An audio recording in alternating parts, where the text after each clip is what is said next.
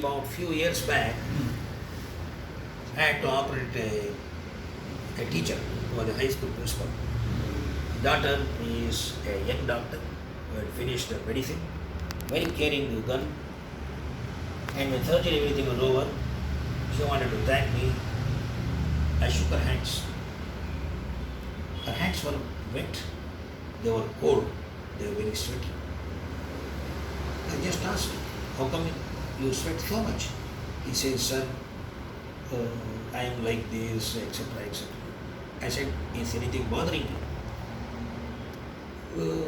No, sir. I just finished my medicine and I am preparing for the NEET exam. And I prepared well, I wrote the exam. I got a score somewhere, it put me somewhere around 50,000. So I had to write that again. I have done really well, I don't know what is happening. There is so much of competition and the time is running out. And I don't know, I just want to do medicine. I don't want to just end up only after MBBS. I said, when did you finish? I finished about 1 year back. I said, why you are so desperate? I said, no, sir, there is so much of uncertainty, there is so much of competition. Then I just told her, okay, I will tell you a story of another young doctor who passed on merit. He had 2 gold medals and he wanted to do a particular specialty. But suddenly the rules, the government changed the rules. They said that if you have scored only the highest marks in a particular specialty, you can apply. So he couldn't get that opportunity and he belonged to the forward class. Now is the question. And there are not any exams like whatever you people have. So that year he applied, he didn't get it. He got into MSc, which he didn't want to join. So he didn't. But God was kind. He got a job as a Assistant Division Medical Officer through UPSC. He joined railways. So he kept on working, different places. All most important thing is he made sure that whenever he got time, he came back, watched the senior surgeons operate. He kept on writing the exams. There were only two, 3 institutes in India, like PGI Chandigarh, All India Institute, Delhi, and JIPMER, Pondicherry. First time he went, took the exam, didn't qualify. Second time he went to a national institute, took the exam, he stood second. But the first person took orthopedics. So he didn't want to take up the other things, so he declined. And all these things in 1988, some changes did happen. Government of India introduced All India entrance exam. State level they introduced. State level opportunity opened up. So he wrote the exam. In one he got into diploma orthopedics. Then in the All India entrance he got into MS orthopedics.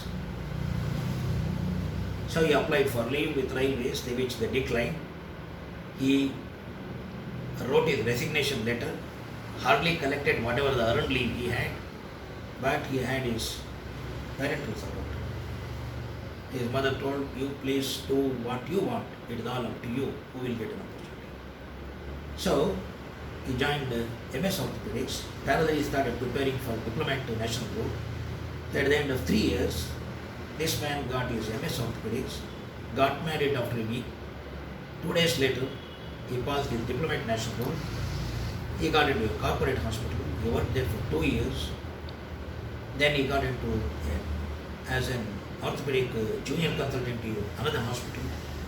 And the luck probably it favors. He got a break. Somebody just invited him for a dinner, and over a period of conversation he said, I will get you a job in UK. Are you ready to come? He went to UK, his wife followed, both of them they trained. He passed with FRCS, not from one institute, 2 institutes. FRCS Glasgow, FRCS England, he did his MSc Orthopedics. His wife did her FRCA London. But at a point of time, he did come back. And you are talking to him. So 1984 I passed. 85 I completed my internship. 88 July I got into orthopedics. So 10 years down the line, I had one MS, I had my diploma in national, I had my FRCS class 2, I had my MSc orthopedics. I was back here practicing. So sun rises in Japan first, then it comes to over here. Then when it is morning there, still it is somewhere midnight in India.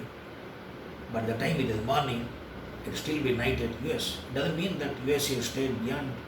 It is developed country. Europe is being developed country. So we are in advantage of few hours. Doesn't mean that there is something called as the speed or the velocity of time, etc., etc. It is different from others.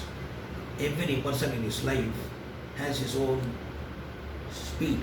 He has got his own velocity. He has got his own timing. What is most important thing is you have to have a focus. You have to make an effort. You have to define focus, what I want to be, what I want to achieve.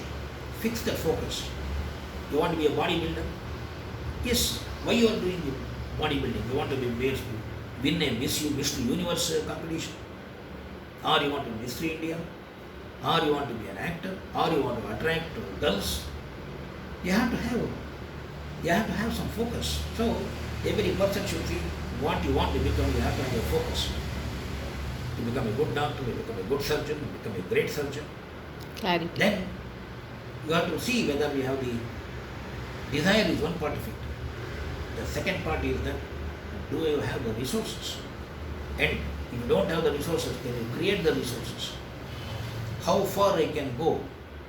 So before you set the goals, be realistic. Have realistic goals.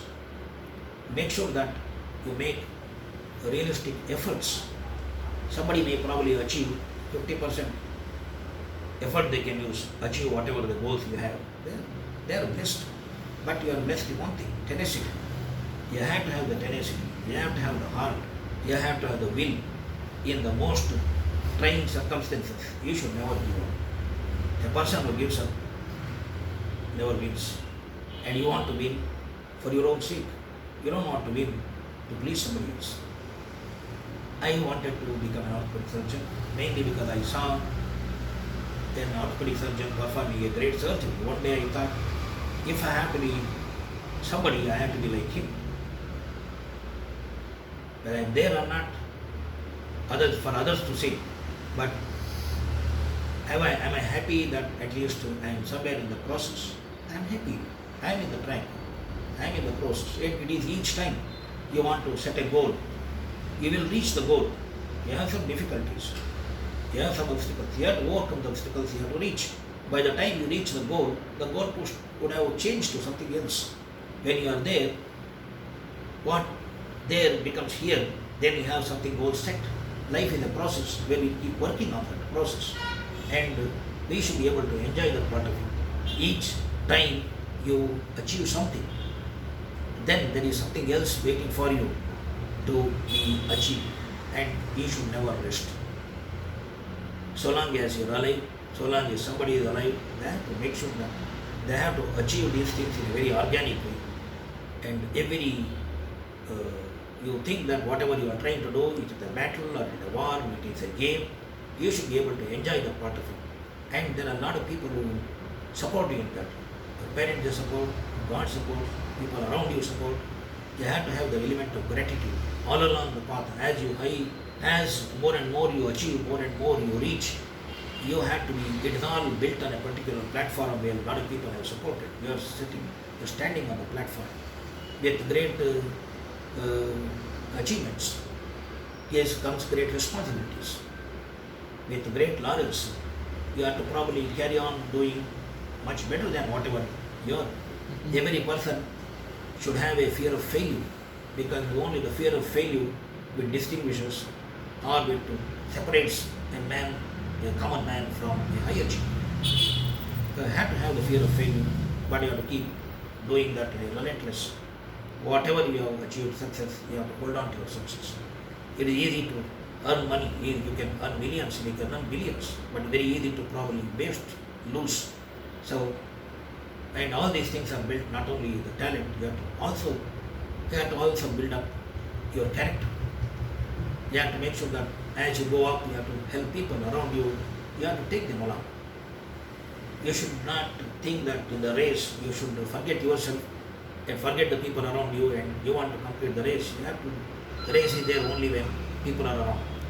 The whole entire part, I didn't say the entire thing to her. All I had to tell her that you will get your time. All along is you should never give up. Because it is your own battle, and unless you fight your own battle.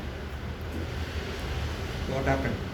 A year later, the girl called me up. She said she passed her NEET.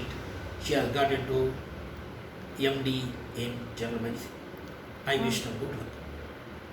Very recently I met her because I had to operate her mother for a knee replacement. And this time I shook her hand. It was all warm. It was dry. I said, no longer, no sir. She got married to a boy, a cardiologist, and I couldn't attend the marriage part of it.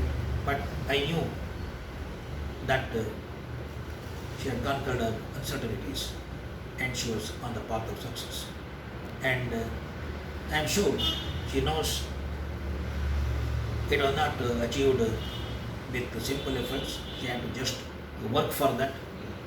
I have a sense of satisfaction that I could prop her up.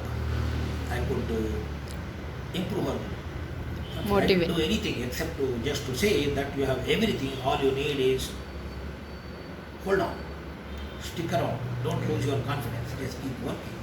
It is always the last mile, which is difficult. But you have to start the race somewhere, and don't start the race unless you are decided to complete the race. There are a lot of people who start the race, they give up. Ultimately, those who finish the race, the finishing line, they will be marked. And those who win, they will be always recognized. So, ultimately, it is your own race in your life. You should feel proud of yourself, of your own achievements, whatever you do, and that's all matters.